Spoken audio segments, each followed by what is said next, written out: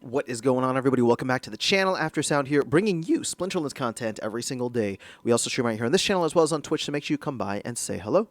This video is also brought to you by My Music, which is available anywhere you stream music under the name After Sound. And I do have a new song out recently called Tides, so check it out. Let me know what you think, and I appreciate the support. All right, guys, we have another proposal here, a governance proposal to extend staking rewards, and this is relatively new. It's still in the draft proposal phase, and as of the recording of this video, it was just posted, less than half a day ago, about 11 hours ago.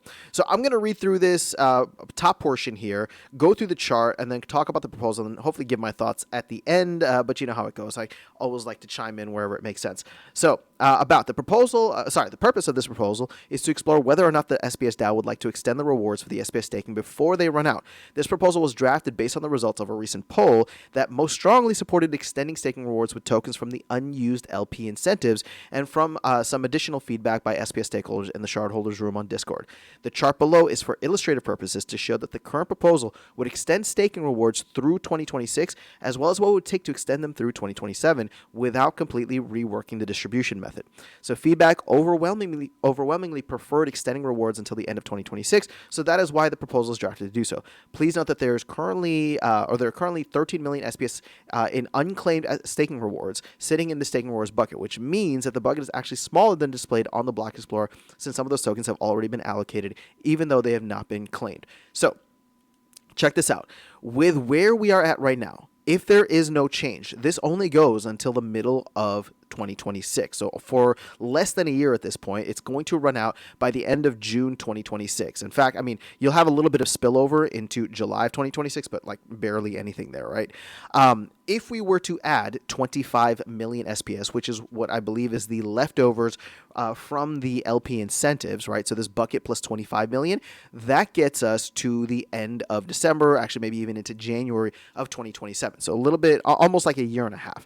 Now, what Clay was trying to show here is that we would need not just 25 million, but an additional, 70 million in order to have this run all the way through to the end of 2027, which would give us 2.5 years almost. So again, that's going to be we're not voting on that. He was just trying to do it for illustrative purposes. The whole point of this is if this passes, we're going to reallocate 25 million from the remaining unused LP incentives to extend this to the end of, or through the end of 2026. So, it's interesting because I've given some radical thoughts on this in the past where I'm just staking doesn't really need any rewards anymore. You already have enough things in the game that, compel people to stake. And so I would love to see this eventually phased out, or at least that's how I felt earlier. A lot of people corrected me. A lot of people said that that shouldn't be the case.